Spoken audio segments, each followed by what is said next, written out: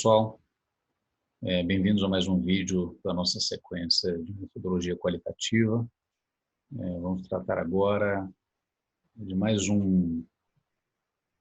uma forma de coleta de dados em pesquisa qualitativa, muito comum, muito utilizada, que é a entrevista.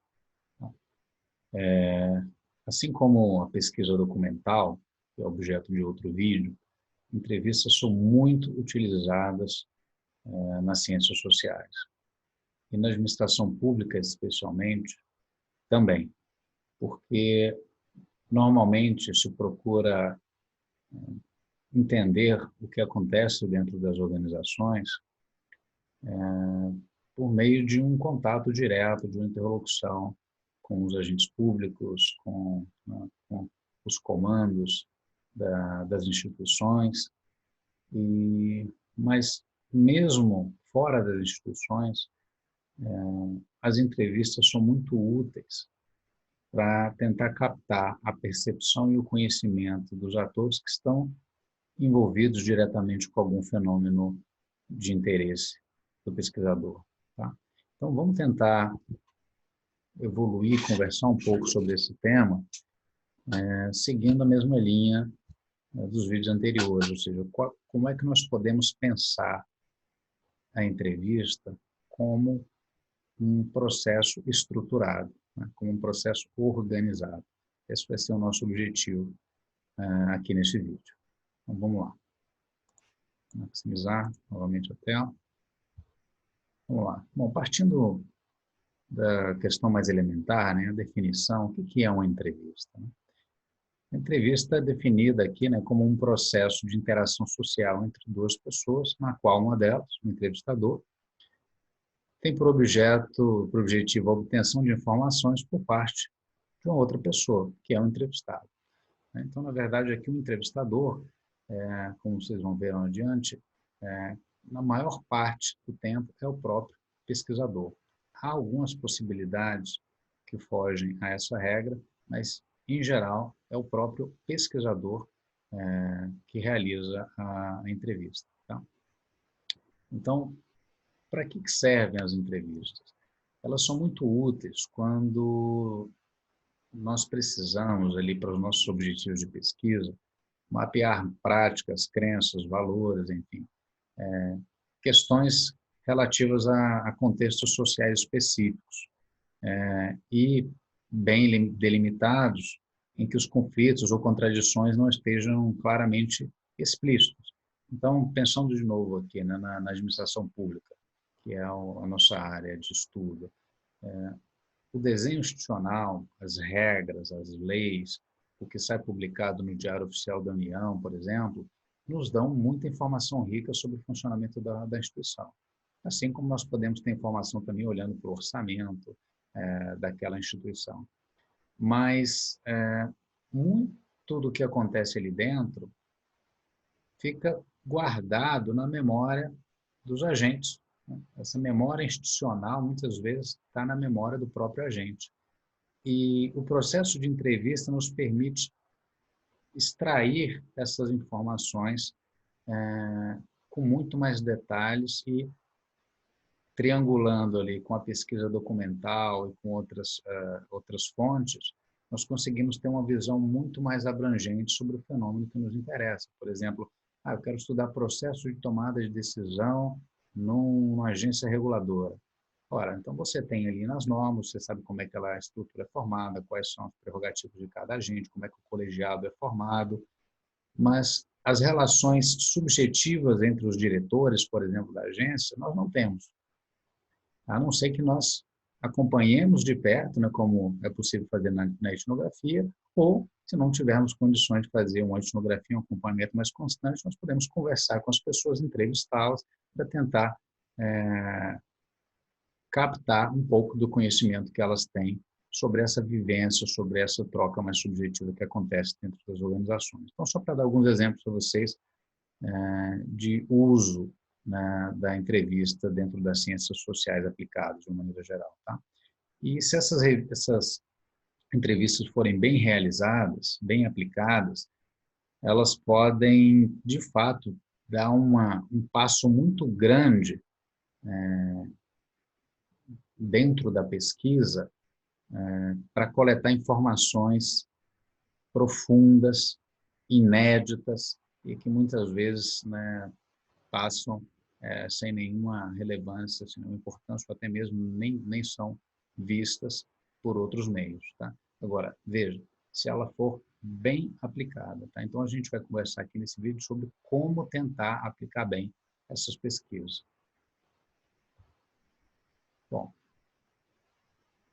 como todas as outras técnicas que nós discutimos, dentro desse grande guarda-chuva aí de metodologia qualitativa, sempre precisamos de muita preparação.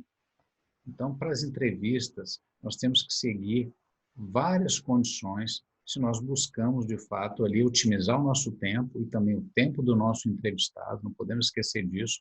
Entrevistas são processos demorados, exigem muito trabalho e para ambas as partes. Né? Ninguém quer conceder uma entrevista também e depois sair com a sensação de que perdeu seu tempo, que o pesquisador estava despreparado, que o pesquisador não sabia o que queria, que as perguntas eram incoerentes.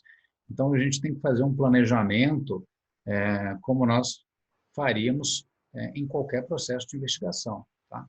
Então, eu elenco aqui algumas dessas condições, na verdade, eu coloco 5 pontos aqui, eu acho que são importantes. O primeiro é que o pesquisador tenha muito bem definido qual é o objetivo da pesquisa. Então, o roteiro da pesquisa tem que refletir objetivos claros. E esses objetivos, é claro, eles decorrem de uma pergunta inicial de pesquisa. Então, quando você elabora o projeto, você tem uma pergunta e que você pretende responder para alcançar determinados objetivos, e a partir desses objetivos é que você elabora o seu roteiro de entrevistas. Tá? É muito importante que o entrevistado perceba que aquele conhecimento, aquela conversa que vai ser, aquele conhecimento que vai ser trocado ali durante aquela conversa, que ele tem um propósito claro e, preferencialmente, um propósito relevante. Então, a relevância da sua pesquisa também ajuda a obter entrevistas bem-sucedidas. Tá? B, que o pesquisador, né, conheça com alguma profundidade o contexto em que pretende realizar a sua investigação. Então, que tenha experiência pessoal ou que ele participe de alguma forma daquele universo em que os atores entrevistados se encontram. Tá? Isso ajuda muito a entender quais são as tensões, os conflitos, as relações sociais envolvidas, que fazem parte da rotina do seu entrevistado, e pode criar elementos de conexão ali entre vocês, tá? Entre entrevistador e entrevistado. Isso é importante porque ajuda a abrir portas, ou até mesmo ajuda a identificar eventuais pontos que não vão poder ser tratados dentro da pesquisa, sob pena de criar algum constrangimento para o entrevistado ou criar algum embaraço para ele dentro da sua instituição. Então, é sempre importante buscar conhecer um pouco desse universo de estudo. Além disso, o pesquisador deve também não apenas conhecer o roteiro de pesquisa, mas ele tem que, de fato, introjetar esse roteiro de pesquisa antes de ir a campo. Tá? Porque você não consegue bons resultados se no meio da pesquisa, da entrevista, você estiver ali lendo com dificuldade, estiver trocando uma pergunta com a outra, ou ter alguns engasgos ali, né? Não saber exatamente o que você quer perguntar. É fundamental que esse roteiro esteja na ponta da língua. E, para isso, você pode fazer, inclusive, alguns testes prévios. Assim como nos surveys, nos questionários objetivos, nós fazemos o pré-teste, na entrevista, nós temos, na verdade, que testar esse roteiro, até para ver se a pessoa que ouve esses questionamentos consegue compreender claramente o que está sendo perguntado. Bom, um outro ponto importante que poucos textos trazem, mas eu achei interessante colocar aqui, é confiança, segurança. Né?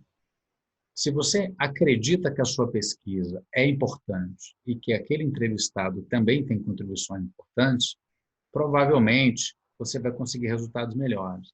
Imagine a situação em que você vai entrevistar um agente público ou, por exemplo, um diretor de uma agência reguladora, para pegar o nosso exemplo anterior, e você deixa transparecer a todo momento que você está inseguro, que você não tem certeza sobre os objetivos da sua pesquisa, que a contribuição que ele tem a dar ainda não está clara para você. Isso tudo gera insegurança também no entrevistado. Tá? Então, se você vai inseguro para a pesquisa, você provavelmente vai gerar insegurança também no entrevistado. Então, é importante treinar, desenvolver essa autoconfiança, estabelecer bem seus objetivos de pesquisa. Quando você já estiver com tudo claro, estruturado, você vai a campo. Tá? E, por último, é importante também que algum nível de informalidade, se isso for possível, seja estabelecido. Tá? Em alguns contextos muito fechados, então, por exemplo, se você vai entrevistar juízes, né, grandes autoridades públicas, talvez você não tenha essas condições de criar um ambiente informal, sobretudo se as entrevistas acontecerem nas próprias instituições onde eles atuam. Mas, se for possível, criar, de alguma forma, alguma informalidade, isso ajuda muito a abrir espaço para questões adicionais na sua pesquisa, ou até mesmo para que o entrevistado se sinta mais à vontade em, né, em compartilhar aquele tempo da agenda dele com você ali, dedicado à sua pesquisa. Então, se você, por exemplo, conhece alguém que conhece o seu entrevistado, que possa te dar algumas dicas, falar um pouco sobre a pessoa, isso é muito importante para o seu processo de pesquisa, pode te ajudar a ter resultados melhores.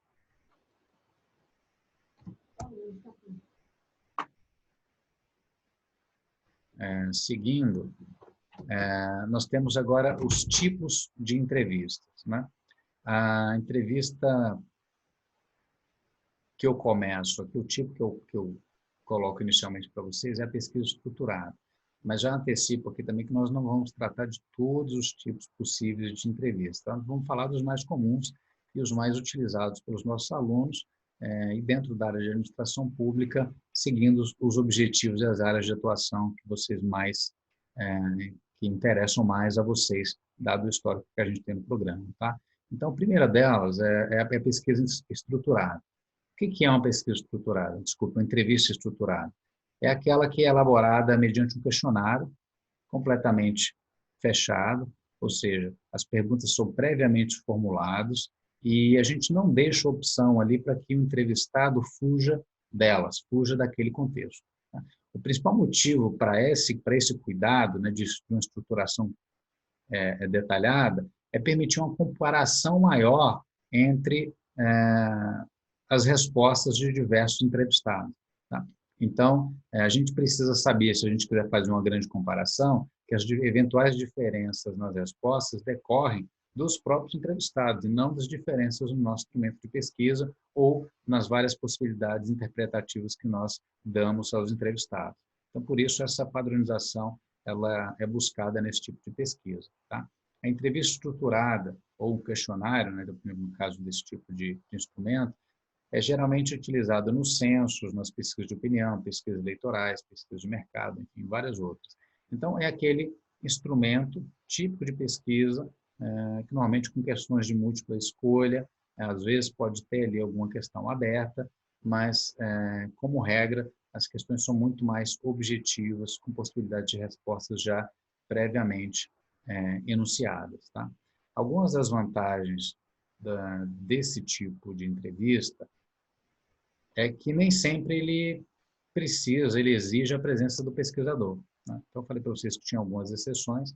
Na pesquisa, se você vai fazer uma pesquisa eleitoral, por exemplo, você pode fazer isso pessoalmente, mas você pode muito bem encaminhar, por exemplo, o questionário por e-mail ou por um link, hoje em dia com instrumentos até como o WhatsApp. As pessoas clicam e respondem aquelas perguntas sem muita dificuldade, mesmo estando longe do pesquisador. Né? É claro que eu posso também, com um documento impresso na minha frente ou com um instrumento de coleta como um tablet, um celular, seja lá o que for, coletar essas informações perguntando diretamente ao entrevistado e anotando as respostas. Mas as possibilidades são maiores e ela permite, a pesquisa estruturada permite que os questionários então sejam aplicados simultaneamente a vários entrevistados, que pode dar um ganho de escala muito grande à sua pesquisa. Tá? Bom, temos também o segundo tipo, que é a pesquisa aberta. E aí, essa pesquisa já é bem diferente da pesquisa estruturada. Se, por um lado, na pesquisa estruturada eu busco uma certa padronização, eu não quero deixar muita margem para captar subjetividade ali dos meus entrevistados, eu quero mais é comparar respostas objetivas, ter ganho de escala. Na entrevista aberta, eu procuro justamente o contrário. Eu tento aqui criar ambientes que me permitam explorar ao máximo o conhecimento que aquele entrevistado pode me dar sobre o assunto do meu interesse. Então, isso é muito utilizado para detalhar questões de interesse de pesquisa, ajudar a formular novos conceitos ou novas ideias que me ajudem a entender os fenômenos, a explicar os fenômenos sociais, sem necessariamente me preocupar com o quão útil aquela resposta específica de um entrevistado vai ser similar à resposta de outro eventual entrevistado. Aí, o objetivo principal da entrevista aberta é aproveitar ao máximo o que o entrevistado tem a me oferecer, sem uma padronização, sem um questionário muito fechado. Então, nesse tipo de pesquisa, normalmente o entrevistador introduz o tema, né, levanta algumas questões mais abrangentes e o entrevistado tem liberdade para discorrer sobre ele, tá? De forma a explorar amplamente as questões que foram levantadas. E a entrevista aberta é utilizada quando o pesquisador, então, deseja obter o maior número possível de informações na visão do entrevistado, com o maior detalhamento possível. Então, aqui eu não tenho muita preocupação de conter ou limitar as possíveis interpretações do entrevistado, é justamente o contrário, eu quero extrair tudo que ele tem a me oferecer. Tá? Então, normalmente são processos de entrevista muito mais abertas, em que o entrevistado é muito mais protagonista e o entrevistador normalmente tem uma participação muito limitada. Temos o terceiro tipo, que é a pesquisa semi-estruturada, que ela junta elementos das duas outras que nós vimos anteriormente. Né? Então, as entrevistas semi-estruturadas combinam perguntas fechadas, podem ser, por exemplo, do tipo múltipla escolha, por caso, com questões abertas, que simplesmente levantam algum tópico para que o entrevistado discorra. Tá? Ou eu posso ter também várias questões abertas, bem formuladas, bem objetivas, que eu levanto e deixo o entrevistado discorrer, mas eu tenho a possibilidade também de, eventualmente, fazer questões adicionais se eu achar, se eu julgar naquele momento que o entrevistado tem condições de me ajudar ainda mais com a minha pesquisa do que eu fui capaz de prever antes de iniciar a conversa com ele. Então, a pesquisa semi-estruturada me dá essas duas possibilidades. Tá? Então, eu tenho sempre um corpo de questões fixas, que eu aplico aos meus vários entrevistados, mas eu tenho essa possibilidade também de direcionar a conversa para o tema que for mais interessante, conforme sempre, né, gente, nosso objetivo de pesquisa, nossa pergunta inicial, tá? Então, o pesquisador aqui deve seguir um conjunto de questões previamente definidas, mas ele faz em um contexto muito mais aberto, mais semelhante a uma conversa informal, não é apenas um conjunto de respostas objetivas. Esse tipo de entrevista é muito utilizado quando se deseja delimitar o volume das informações. Então, ao invés simplesmente de lançar um tema e deixar o entrevistado falar livremente, eu já faço questões mais objetivas, que limitam o escopo das próprias respostas. Tá? Muitas vezes, os entrevistados acabam extrapolando, mas é papel do entrevistador também trazê-lo de volta ali, tentar mantê-lo sempre dentro do foco da pesquisa para que a gente não fuja do tema. A vantagem desse tipo de instrumento é que ele normalmente promove uma maior proximidade entre o entrevistador e o entrevistado, porque as questões, embora sejam abertas, né, podem ser abertas, elas permitem uma maior flexibilidade aí para tocar em outros assuntos que não estavam previstos, e isso pode gerar uma certa conexão entre o entrevistador e o entrevistado. Resumindo, né, quanto menos estruturada for a entrevista, maior será, né, um ambiente para uma troca mais afetiva entre as partes. Mas nem sempre esse é o objetivo que você busca. Às vezes você já vai para uma entrevista sabendo de questões muito objetivas, muito práticas, pontuais, que te interessam. Se for esse o caso, talvez uma entrevista estruturada atenda aos seus objetivos de pesquisa. né? Mas se você não tem tanta certeza, se você quer deixar espaço para acrescentar alguns elementos que surjam ali durante o próprio decorrer da entrevista, talvez a semi-estruturada te ajude ao, talvez ela te permita obter um resultado melhor para o seu objeto de pesquisa. Tá? Bom, quais são os cuidados que nós temos que levar em consideração na realização das entrevistas, né, para qualquer tipo de entrevista? Tá? Existem outros que nós não falamos, tá? Então tem grupos focais, tem entrevistas que a literatura chama de histórias de vida, enfim, tem outros tipos, mas que nós vamos focar, por enquanto, nesses três, mas os cuidados aqui listados se aplicam a qualquer tipo de entrevista, tá? Então, primeiro desses cuidados é o planejamento. A qualidade das entrevistas depende diretamente do planejamento feito pelo entrevistador. Tá? Então, não adianta, de novo, chegar com um questionário que não está estruturado, chegar para o entrevistado sem marcar minha pesquisa de última hora, eu preciso combinar com antecedência, tenho que dizer qual é o local que fica melhor para essa entrevista, preciso dominar o meu instrumento de pesquisa, o meu objeto de estudo, tenho que estar com todas as informações disponíveis. Então, isso exige uma certa organização, um certo planejamento que é importante. Preciso tomar cuidado também para gerar um ambiente, um contexto positivo, né, para a pesquisa. Então, eu não quero marcar, por exemplo, a minha entrevista no momento em que o meu entrevistado vai estar pressionado entre, por exemplo, duas reuniões. Então, ele está saindo de uma reunião importante, vai entrar em outra reunião e eu vou ter ali uma janela de 40 minutos para entrevistá-lo. Será que esse é o melhor contexto? Né, com a cabeça no trabalho, naquela pressão do dia a dia? Será que essa é a melhor estratégia?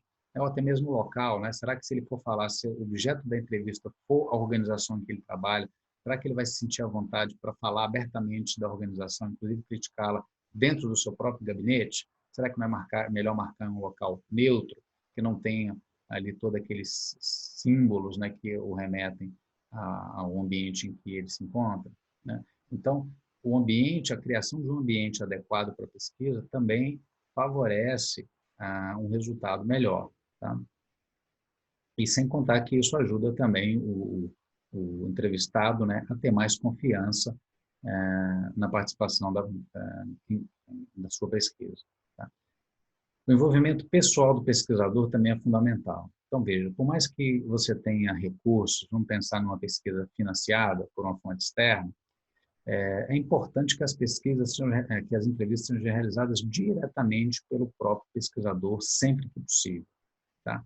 Por quê? Porque em muitos casos, primeiro, isso mostra a relevância que você mesmo dá àquele entrevistado. Então, você sabe que você tem um titular que coordena aquela pesquisa. Normalmente, no caso de vocês, mestrandos, são vocês próprios, tá? Sob a orientação aí de um professor, orientador. Mas você é o responsável pela pesquisa. Quando você vai marcar uma entrevista, se você manda uma terceira pessoa entrevistar, aquilo pode ser interpretado como uma falta de importância à contribuição que ele tem a dar. Tá? Então, você tem que tomar muito cuidado e tentar participar sempre que possível. Sem contar que, em alguns casos, se a pesquisa for realizada em regime confidencial, provavelmente o seu entrevistado não vai querer envolver mais uma pessoa no processo. Ele vai compartilhar informações apenas com você, né, com a promessa e o compromisso de confidencialidade, não vai querer que você passe isso para uma terceira pessoa, nem mesmo na hora da transcrição, como nós vamos ver mais adiante. Tá? Bom, você pode sim usar o que a gente chama de pesquisadores ocasionais. Então, se você não puder realizar a entrevista ou tiver várias entrevistas simultâneas, talvez você possa contar com o auxílio de alguém que foi bem treinado, que entenda de técnicas de entrevista para conduzir a entrevista. Tá? Mas essa pessoa tem que ter treinamento, de preferência também alguma familiaridade com o grupo ou com a pessoa que é alvo dessa entrevista. Tá? Isso pode facilitar o acesso a potenciais entrevistados. Entretanto, essa estratégia deve ser utilizada com cuidado, pois os pesquisadores ocasionais podem deixar de fornecer instrumentos importantes para a pesquisa. Né? Como é o próprio pesquisador que domina os seus objetivos, né, terceirizar esse trabalho pode tornar a entrevista menos eficaz. Tá? Outro ponto importante, né, outro cuidado importante na realização das entrevistas é a postura do pesquisador. Então, o entrevistador, no momento da entrevista, não deve ser nem tão austero, nem muito efusivo, ou seja, nem falar demais, nem ser tímido demais também. Ele tem que encontrar um equilíbrio, tem que entender um pouco como é o comportamento do seu entrevistado e tem que se portar com equilíbrio, perguntando quando necessário, trazendo ele de volta para o objeto da pesquisa quando necessário, falando com firmeza, falando com segurança. Não pode demonstrar medo em fazer as perguntas ou receio em fazer as perguntas. Isso tudo pode ser aperfeiçoado com algum treinamento, tá? E o ideal é deixar o informante à vontade, né, a fim de evitar constrangimentos e permitir que ele fale livremente. Por isso a gente tratou anteriormente, né, de escolher um local adequado, uma hora, um horário que fique bom, se puder enviar os objetivos de pesquisa com antecedência para que ele se prepare, melhor ainda. Então isso tudo ajuda a ter um resultado melhor na entrevista, tá? E, por fim, né, o domínio do roteiro. Né? Uma entrevista bem-sucedida depende muito do domínio do entrevistador, nós já falamos sobre isso. O conhecimento, a familiaridade com o tema evitará confusões e aumentará a credibilidade do próprio pesquisador. Bom, essa parte, né, transcrição, é uma parte que normalmente os alunos não dão tanta importância na fase de redação do projeto de pesquisa, porque, infelizmente, há essa concepção, né, de que se eu não sei muito bem o que eu vou fazer na minha pesquisa, qual método que eu vou utilizar, eu coloco aqui que vou fazer algumas entrevistas e depois eu escolho alguns atores e tudo e consigo sair do outro lado. Veja, como qualquer outro método, ele tem algumas regras, alguns procedimentos que têm que ser seguidos. E, no caso da entrevista, a transcrição é uma parte integrante do processo de pesquisa. Então, pense muito bem antes de sair marcando entrevistas com qualquer pessoa, sem saber a contribuição que ela pode trazer à sua pesquisa, ao seu projeto. Por quê? Porque se você passa 2 horas conversando com essa pessoa durante uma entrevista, são 2 horas que você vai ter que passar depois no seu computador ouvindo e transcrevendo para o seu computador, para que depois você consiga fazer, por exemplo, uma análise de texto, utilizar um software adequado que te ajude a organizar as ideias, os temas tratados, tá? Mas você precisa levar em consideração que é uma etapa necessária da pesquisa e dar o valor necessário a ela, dar a importância necessária a essa etapa, tá? Então, as transcrições, elas devem ser feitas preferencialmente pelo autor, e nos casos de confidencialidade, obrigatoriamente por ele. Então, se você promete confidencialidade, você tem que manter essa confidencialidade, não pode abrir para ninguém, você mesmo vai ter que transcrever e manter as informações bem guardadas, bem cuidadas. Tá? Ela pode ser feita com auxílio de softwares. Hoje em dia você tem softwares de reconhecimento de voz que fazem transcrições. Eu, particularmente, nunca testei para pesquisas amplas, tá? Mas é comum hoje ver outros pesquisadores utilizarem desse método. Mas mesmo que você use algum desses softwares, é fundamental que, ao menos, uma revisão do pesquisador seja feita para evitar potenciais erros decorrentes do próprio software, tá bom? As transcrições podem incluir também, além do texto, né, tal qual ele é, a ideia de transcrever é de colocar no papel o relato tal qual ele apareceu e foi gravado, por exemplo, na entrevista.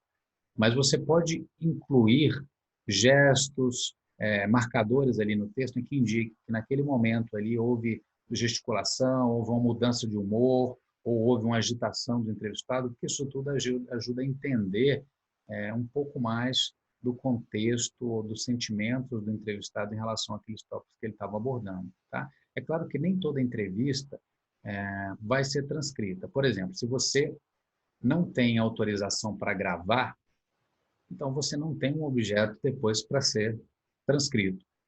Você vai fazer a sua entrevista apenas tomando nota e depois você volta para casa e tenta detalhar ao máximo aquelas notas que você tem organizadas. Tá? Mas se você consegue autorização para gravar, aí sim você tem um material muito rico que merece um tratamento adequado e a transcrição te permite transformar isso em texto para depois dar o tratamento e análise que a sua pesquisa merece. Tá? Além da transcrição, eu encerro esse vídeo com um alerta, né, sobre algumas questões éticas que nós temos que considerar. Tá? Então, primeiro, todo entrevistado deve autorizar expressamente a sua participação. Tá? Então, nós temos um documento que chama Termo de Consentimento Livre Esclarecido, depois eu forneço um modelo para vocês, e nós temos, sim, que submeter isso aos entrevistados e coletar essa concordância antes de fazer a pesquisa. Tá? Por quê? Porque é importante que ele saiba do que trata a sua pesquisa, quais são os riscos que ela envolve, nós vamos ver mais adiante, e também que te deixe tranquilo, né, em avançar para essa etapa presencial, para essa conversa, sabendo que você não está fazendo nada ali contra a vontade dele, tá bom?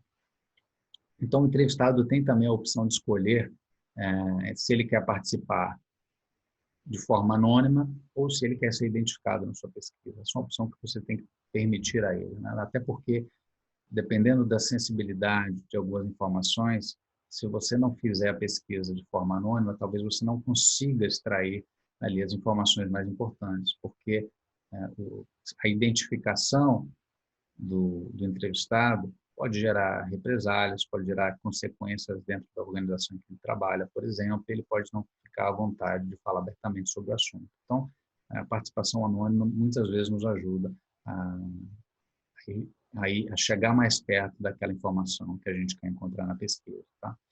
O pesquisador deve apresentar também sempre os objetivos da pesquisa e os eventuais riscos relacionados a ela. É importante que o entrevistado saiba o que está envolvido ali. Então, por exemplo, quais riscos, né? Potenciais reações negativas que ele vai sofrer de colegas, familiares, né, e conhecidos, em decorrência das opiniões que ele expressou. Ele pode sofrer represálias profissionais, caso tenha comentado sobre a sua instituição, eventualmente alguém da organização não gostou do que ouviu, né?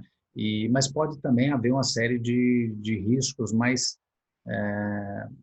subjetivos, eu diria assim, né? Como, por exemplo, desconfortos, constrangimentos. Então, é importante alertar o entrevistado que você vai ter algumas perguntas que são difíceis, que vai gerar algumas reflexões que talvez sejam incômodas, podem gerar alguns constrangimentos, mas que, enfim, o objetivo ali é simplesmente de capturar, né, a verdade por trás daquele fenômeno que você está estudando. Tá?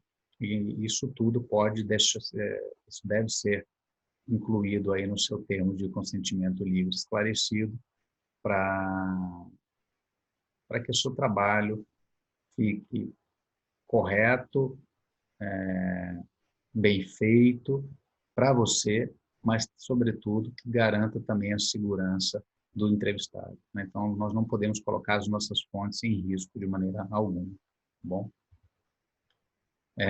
Bom, o pesquisador também tem que ter o direito de desistir, né, ou de retirar o seu consentimento sem prejuízo de qualquer natureza. Então, eu não posso dizer para ele que, olha, se ele participar, se ele desistir de participar, então ele não vai ter acesso ao documento ou ele vai ser prejudicado de alguma forma. Não, essa escolha tem que ser livre, né? A participação tem que ser voluntária, eu não posso exigir nada em troca. Tá?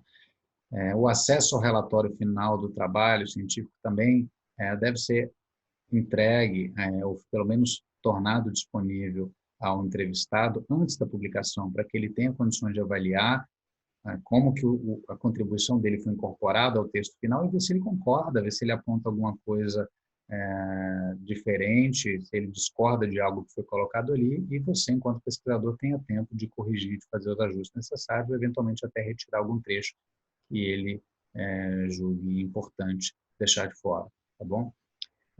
Bom, tem mais uma outra série de recomendações, mas eu queria só trazer algumas para vocês, porque o trabalho de entrevista é um trabalho sério, que deve ser feito com cuidado, com cautela, com planejamento, e existem resoluções, né, do Comitê Nacional de Ética em Pesquisa que tratam especificamente disso. Eu trouxe duas resoluções aqui, deixo para quem estiver interessado, basta colocar no Google, aí vocês vão achar os textos completos das resoluções do Conselho Nacional de Saúde. Sim, é o Conselho Nacional de Saúde que cuida de ética em pesquisa, inclusive para as outras áreas, como ciências sociais aplicadas.